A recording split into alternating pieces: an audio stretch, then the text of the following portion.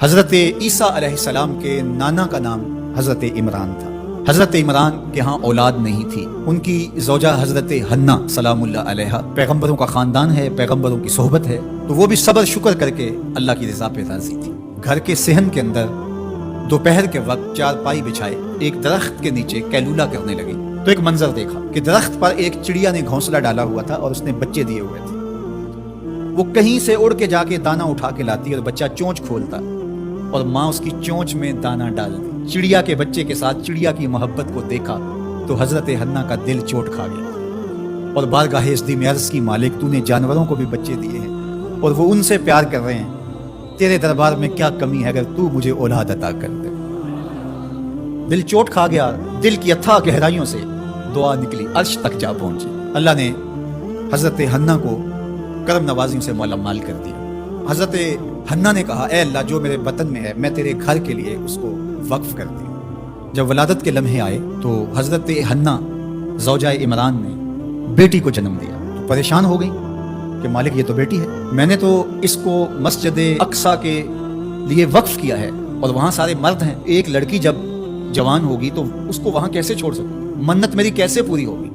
بہت پریشان ہوئی منت کی تکمیل کا سوچ کے کہ مالک یہ تو بیٹی ہے۔ آواز آئی پریشان ہونے کی ضرورت نہیں حنا، جو تو نے بیٹی جنم دی ہے ایسے تو بیٹے بھی نہیں ہوتے۔ اس بیٹی کا نام کیا رکھا گیا؟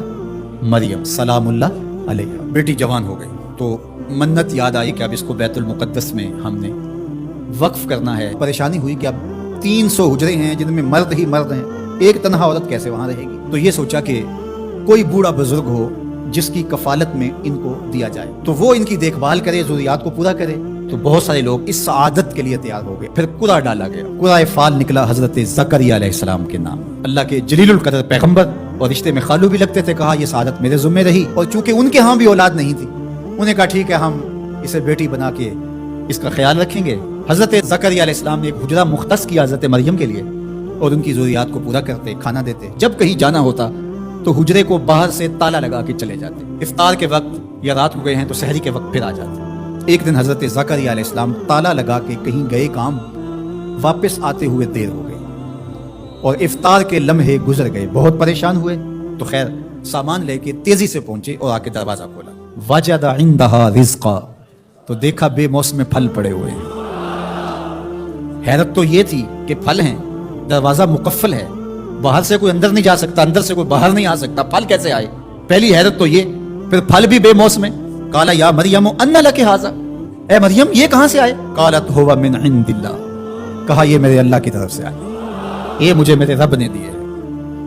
ان اللہ یرزق من یشاء بغیر حساب، وہ جس کو چاہتا ہے بغیر حساب کے عطا کرتا ہے، اس کے لیے کوئی مشکل نہیں ہے۔ جو ماں کے پیٹ میں بچے کو رزق دیتا ہے، انڈے میں چوزے کو رزق دیتا ہے، وہ حجرہ مریم میں مریم کو رزق نہیں دے سکتا؟ اب حضرت زکریا علیہ السلام کا ذکر آپ نے سنا کہ ان کے ہاں اولاد نہیں تھی اور عمر کتنی ہو گئی تھی؟ 120 سال، اور آپ کی زوجہ کی عمر 100 سال ہوگی، تو اب تو امید بھی ختم ہو گئی اولاد کی۔ لیکن جب بے موسم پھل دیکھے نا تو اندر چھپی ہوئی امید کی موہوم سی جو چنگاری تھی وہ بھڑک اٹھی اور حضرت زکریا نے ہاتھ پھیلا لیے، ہنالک دعا زکریا رب، مالک جب تو مریم کو بے موسم پھل دے سکتا ہے، میرے شجر عمر پر اولاد کے آنے کا موسم بیت گیا ہے، لیکن مالک کیا تو مجھے بے موسمی اولاد نہیں دے سکتا؟ حضرت زکریا وہیں کھڑے ہو کے دعا مانگنے لگے۔ معلوم ہوا جہاں رحمتیں اترتی دکھائی دیں وہاں دعا مانگی جاتی۔ ہم جب اللہ والوں کی قربت میں جا کے اللہ سے دعا مانگتے ہیں تو کچھ لوگ معترض ہوتے ہیں کہ اللہ تو ہر جگہ موجود ہے، یہاں کیوں مانگ رہے ہو؟ مسجد اقصی پاس ہے لیکن حجرہ مریم میں اللہ کا پیغمبر دعا مانگ رہا ہے، وہاں رحمت آنکھوں سے اترتے ہوئے دیکھی۔ ان رحمت اللہ قریب من المحسنین، اللہ قرآن میں فرماتا ہے میری رحمت محسنین نیکوکاروں کے نیڑے ہوتی ہے، اس لیے ہم اللہ والوں کے قریب جا کے اللہ سے مانگتے ہیں، مالک تیری رحمتیں یہاں برس رہی۔ ہنالک دعا زکریا رب، وہیں کھڑے ہو کے دعا مانگنا شروع کر دی، اللہ مجھے ستھری اولاد عطا کر۔ پھر کیا ہوا کہ کہا گیا یہاں دعا کیوں مانگ رہے ہو، میرے گھر میں آؤ۔ کہا گیا نبی ہو کے ولیہ کے حجرے میں دعا مانگ رہے ہو، تمہیں کچھ نہیں دیا جائے گا؟ نہیں، سنو قرآن سنو، فنادتہ الملائکہ، فرشتے آ کے پکار کرنے لگے۔